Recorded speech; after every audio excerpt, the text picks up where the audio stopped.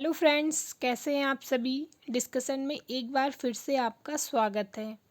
आज हम आपके लिए लेके आए हैं मनोविज्ञान के इम्पोर्टेंट क्वेश्चंस।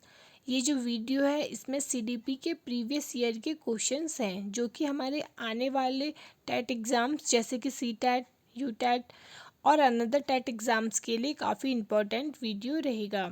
ये जो वीडियो का पार्ट 5 है, इससे पहले 4 पार्ट और अपलोड हो चुके हैं, तो अगर जिन्होंने वो 4 पार्ट्स नहीं देखे हैं तो वो भी उन 4 पार्ट्स को ज़रूर देख लीजिएगा।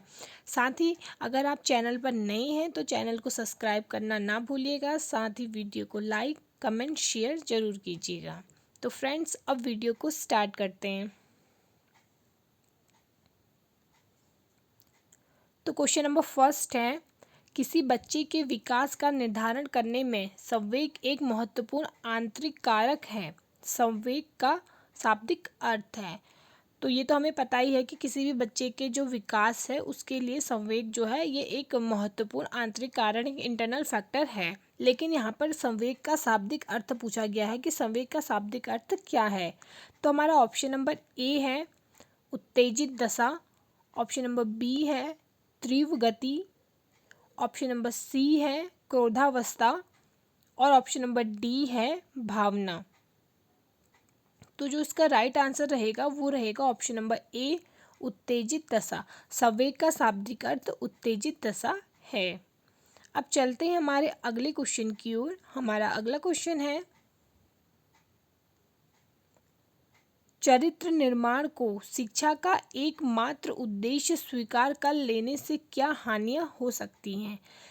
अगर हम चरित्र के निर्माण को ही केवल शिक्षा का एकमात्र उद्देश्य स्वीकार कर लेंगे तो इससे कौन कौन सी हानियां होंगी।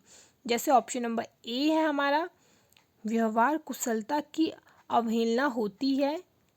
ऑप्शन नंबर बी है, जीविकोपार्जन में सहायता नहीं मिलती है। ऑप्शन नंबर सी है, व्यक्ति के सर्वांगीण विकास की अवहेलना हो सकती है। ऑप्शन नंबर डी है उपरोक्त सभी।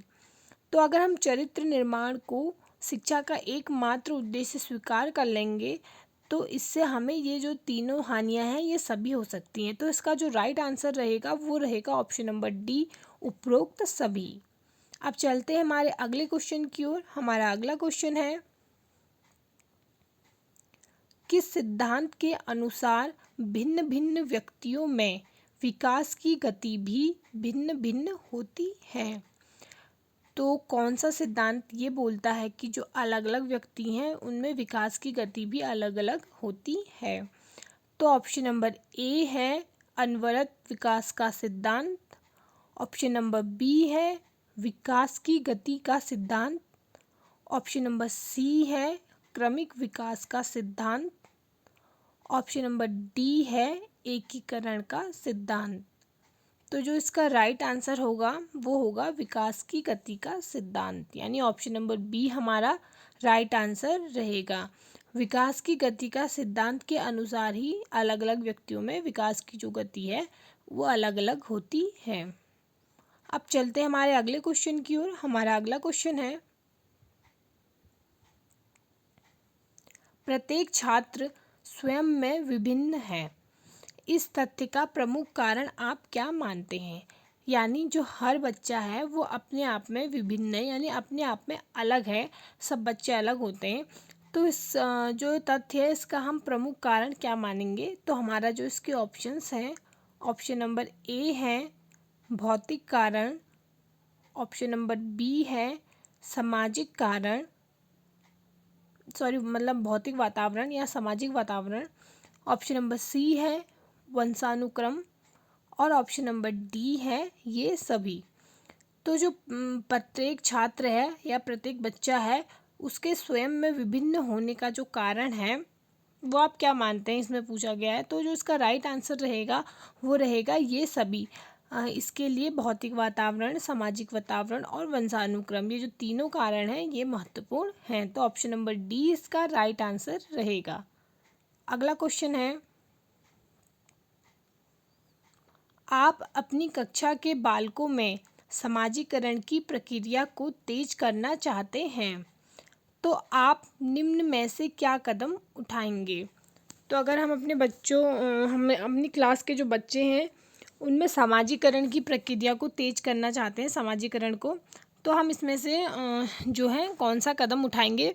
तो हमारे हम ऑप्शंस देख लेते हैं एक बार। तो हमारा जो ऑप्शन नंबर ए है वो है बालकों को स्कूल की परंपराओं से परिचित कराएंगे। मतलब बच्चों को जो स्कूल की परंपराएं हैं स्कूल के, उनके बारे में हम बताएंगे। ऑप्शन नंबर बी है बालकों में सामाजिक आदर्श स्थापित कराएंगे। ऑप्शन नंबर सी है बालकों को समाज में प्रचलित मान्यताओं के विषय में जानकारी देंगे। और ऑप्शन नंबर डी है उपरोक्त सभी। तो अपनी जो कक्षा है उस कक्षा में बालकों की समाजीकरण की प्रक्रिया को तेज करने के लिए जो है इसमें से कौन सा कदम उठाएंगे। तो इसका जो राइट आंसर रहेगा वो रहेगा उपरोक्त सभी, ऑप्शन नंबर डी। हम बच्चों को जो है स्कूल की परंपराओं से भी परिचित कराएंगे, साथ ही उनमें सामाजिक आदर्श स्थापित कराएंगे और बालकों को समाज में जो भी हमारी प्रचलित मान्यताएं हैं अगर हम उसके विषय में जानकारी देंगे तो इससे उनका जो समाजीकरण है वो तेज़ी से होगा। तो इसका right answer option number D रहेगा। अगला क्वेश्चन है बच्चों में जो खेल है वो समाजीकरण के लिए क्यों आवश्यक है। समाजीकरण के लिए खेल क्यों आवश्यक है पूछा गया है यहाँ पर। तो हम इसके ऑप्शंस देख लेते हैं। ऑप्शन नंबर ए है खेल से बच्चों में सुरक्षा की भावना आती है। ऑप्शन नंबर बी है खेल से बच्चों में हम की भावना आती है। ऑप्शन नंबर सी है खेल से बच्चों में नेतृत्व व अनुसरण की भावना आती है। ऑप्शन नंबर डी है उपरोक्त सभी। तो खेल जो है वो समाजीकरण के लिए क्यों आवश्यक है। तो जो इसका राइट आंसर रहेगा वो रहेगा उपरोक्त सभी, ऑप्शन नंबर डी। क्योंकि खेल से बच्चों में जो है सुरक्षा की भावना भी आती है, बच्चों में हम की भावना भी आती है क्योंकि बच्चे साथ में खेलना शुरू करते हैं और उनमें नेतृत्व व अनुसरण की भावना भी आती है। तो इसका जो राइट आंसर है वो ऑप्शन नंबर डी उपरोक्त सभी रहेगा। हमारा अगला क्वेश्चन है एक शिक्षक होने के नाते आप सामाजिक शिक्षण को क्यों महत्वपूर्ण मानते हैं। तो एक शिक्षक होने के नाते आप जो सामाजिक शिक्षण है इसे क्यों महत्वपूर्ण मानते हैं। तो ऑप्शन नंबर ए है बच्चों के समाजीकरण में सहायक हैं। ऑप्शन नंबर बी है बच्चों को अच्छे प्राप्तांक दिलाने में सहायक है। ऑप्शन नंबर सी है यह सबसे आसान शिक्षण है। और ऑप्शन नंबर डी है उपरोक्त में से कोई नहीं। तो एक शिक्षक होने के नाते आप जो सामाजिक शिक्षण है उसे क्यों महत्वपूर्ण मानते हैं पूछा गया है। तो इसमें जो उसका राइट आंसर रहेगा वो रहेगा ऑप्शन नंबर ए बच्चों के समाजीकरण में सहायक है। अब चलते हैं हमारे अगले क्वेश्चन की ओर। हमारा अगला क्वेश्चन है निचली कक्षाओं में शिक्षण की खेल पद्धति मूल रूप से आधारित है। तो जो निचली कक्षाएं हैं यानी प्राइमरी लेवल्स की बात हो रही है यहाँ पे, जो छोटी कक्षाएं हैं वहाँ पर जो शिक्षण की खेल पद्धति है वो किस से आधारित है, किस रूप से आधारित है पूछा गया है। तो हम ऑप्शंस देख लेते हैं एक बार। ऑप्शन नंबर ए है शारीरिक शिक्षा कार्यक्रम के सिद्धांत पर। ऑप्शन नंबर बी है शिक्षण पद्धति के सिद्धांत पर। ऑप्शन नंबर सी है विकास एवं वृद्धि के मनोवैज्ञानिक सिद्धांतों पर। और ऑप्शन नंबर डी है शिक्षण के समाजशास्त्रीय सिद्धांतों पर। तो जो इसका राइट आंसर रहेगा वो रहेगा ऑप्शन नंबर सी विकास एवं वृद्धि के मनोवैज्ञानिक सिद्धांतों पर।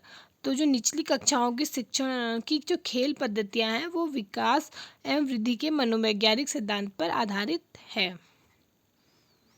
अगला क्वेश्चन है निम्न में से किसने नैतिक वृद्धि की अवस्थाओं की अवधारणा प्रस्तुत की है। तो जो नैतिक वृद्धि की अवस्थाएं हैं उसकी जो अवधारणा है, उसका जो कॉन्सेप्ट है वो निम्न में से किसने दिया है। ऑप्शन नंबर ए है कोहलबर्ग ने। ऑप्शन नंबर बी है पियाजे ने। ऑप्शन नंबर सी है एरिक्सन ने। और ऑप्शन नंबर डी है स्किनर ने। तो जो नैतिक वृद्धि की अवस्था है, इसका जो राइट आंसर रहेगा वो रहेगा ऑप्शन नंबर ए कोहलबर्ग ने। जो कोहलबर्ग हैं उन्होंने नैतिक विकास की अवस्थाओं की अवधारणा प्रस्तुत की थी। अब चलते हैं हमारे अगले क्वेश्चन की ओर। हमारा अगला क्वेश्चन है, निम्नलिखित में से किसने बच्चों की अंतःक्रियाओं को उनके विकास का मूल आधार माना है? तो किसने जो है बच्चों की जो अंतःक्रिया हैं उनको विकास का मूल आधार माना है? तो हमारे जो ऑप्शंस हैं, ऑप्शन नंबर ए है Lawrence Kohlberg, option number B है लेव वाइगोट्स्की, ऑप्शन नंबर सी है जीन पियाजे और ऑप्शन नंबर डी है स्किनर। तो जो इसका राइट आंसर रहेगा वो रहेगा ऑप्शन नंबर बी लेव वाइगोट्स्की। जो लेव वाइगोट्स्की जी हैं उन्होंने बच्चों की अंतःक्रियाओं को उनके विकास का मूल आधार माना है। अब चलते हैं हमारे अगले क्वेश्चन की ओर। हमारा अगला क्वेश्चन है, बच्चों के नैतिक विकास को समझने के लिए जीन पियाजे ने निम्न में से कौन सी विधि को अपनाया है? तो जो नैतिक विकास है बच्चों का उसको समझने के लिए जीन पियाजे ने कौन सी विधि को अपनाया है? तो हमारे जो ऑप्शंस हैं, ऑप्शन नंबर ए है साक्षात्कार विधि, ऑप्शन नंबर बी है तार्किक विधि, ऑप्शन नंबर सी है जांच पड़ताल विधि और ऑप्शन नंबर डी है उपरोक्त सभी। तो जो इसका राइट आंसर रहेगा वो रहेगा ऑप्शन नंबर ए साक्षात्कार विधि या इंटरव्यू मेथड कहते हैं जिसे। तो बच्चों के जो नैतिक विकास को समझने के लिए जो जीन पियाजे जी हैं उन्होंने साक्षात्कार विधि को अपनाया था। अब चलते हैं हमारे अगले क्वेश्चन की ओर। हमारा अगला क्वेश्चन है, निमोनिक्स एक ऐसी व्यू रचना है जो, तो यहाँ पे ये निमोनिक्स पूछा गया है कि निमोनिक्स एक ऐसी व्यू रचना है जो कि क्या है, हमें ऑप्शंस के हिसाब से अपना आंसर देना है।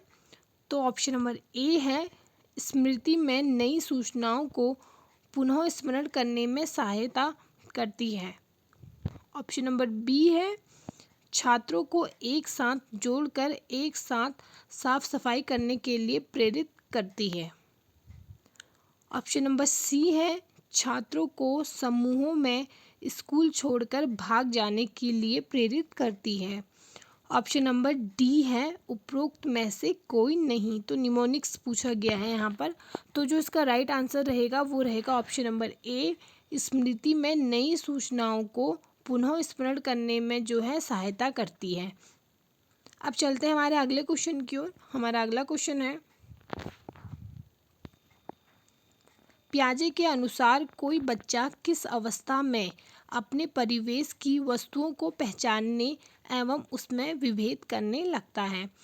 तो कौन सी स्टेज में जो है बच्चा अपने आसपास की जो वस्तुएं हैं उनको पहचानने लगता है और उनमें अंतर करने लगता है? तो हमारे जो ऑप्शंस हैं, ऑप्शन नंबर ए है इंद्रिय जनित गामक अवस्था, ऑप्शन नंबर बी है पूर्व संक्रियात्मक अवस्था, ऑप्शन नंबर सी है मूर्त संक्रियात्मक अवस्था, ऑप्शन नंबर डी है अमूर्त संक्रियात्मक अवस्था।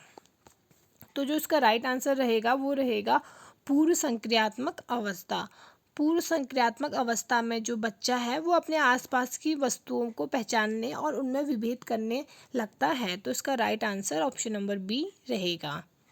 अब चलते हैं हमारे अगले क्वेश्चन की ओर। हमारा अगला क्वेश्चन है, पूर्व माध्यमिक बच्चों के लिए निम्न में से कौन सी क्रिया एक कार्यात्मक क्रिया का स्वरूप है? तो जो पूर्व माध्यमिक बच्चे हैं उनके लिए कौन सी क्रिया जो है एक कार्यात्मक क्रिया पूछा गया है यहाँ पे। तो हमारे जो ऑप्शंस हैं, ऑप्शन नंबर ए है अपने साथ की आयु के बच्चों में घुल मिल जाना,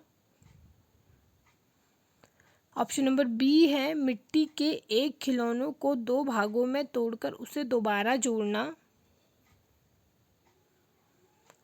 ऑप्शन नंबर सी है 10 तक के पहाड़ों को मुंह जुबानी याद कर लेना, और ऑप्शन नंबर डी है माध्यमिक कक्षा की किताबों का अध्ययन कर लेना।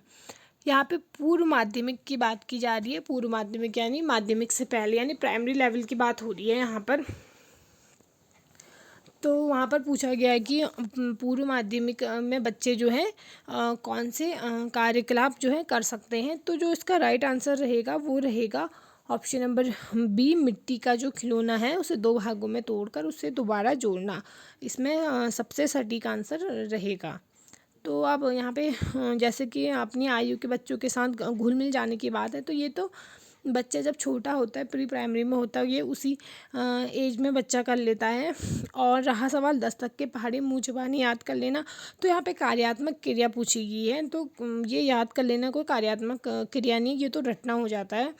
और अगला है माध्यमिक कक्षा की किताबों का अध्ययन कर लेना। तो अब बच्चा पूर्व माध्यमिक में है तो माध्यमिक का अध्ययन भी नहीं कर सकता है, तो उसका जो राइट और सुटेबल आंसर है वो ऑप्शन नंबर बी रहेगा। अब चलते हैं हमारे अगले और लास्ट क्वेश्चन की ओर। हमारा अगला क्वेश्चन है, आप अपनी कक्षा के बच्चों के बौद्धिक विकास में परिपक्वता लाना चाहते हैं, इसके लिए आप निम्न में से किसका चुनाव करेंगे।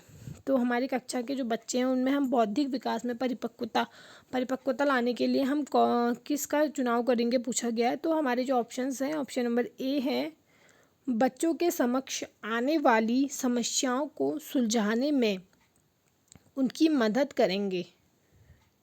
ऑप्शन नंबर बी है, बच्चों को खूब गृह कार्य देंगे। ऑप्शन नंबर सी है, बच्चों को कक्ष में चुपचाप बैठने को कहेंगे। ऑप्शन नंबर डी है, उपरोक्त सभी। तो जो इसका राइट आंसर रहेगा वो रहेगा ऑप्शन नंबर ए, बच्चों के जो समक्ष आने वाली समस्याएं हैं उनको सुलझाने में मदद करेंगे। तो बच्चों के बौद्धिक विकास में हम परिपक्वता लाने के लिए जो इसका राइट आंसर है वो ऑप्शन नंबर ए रहेगा। तो फ्रेंड्स आज के लिए बस इतना ही, मिलते हमारी अगली वीडियो में। अगर आप चैनल पर नए हैं तो चैनल को सब्सक्राइब करना ना भूलिएगा, साथ ही वीडियो को लाइक कीजिए, कमेंट कीजिए एंड शेयर कीजिए। मिलते हैं हमारी ऐसी ही अगली वीडियो में। Thanks for watching.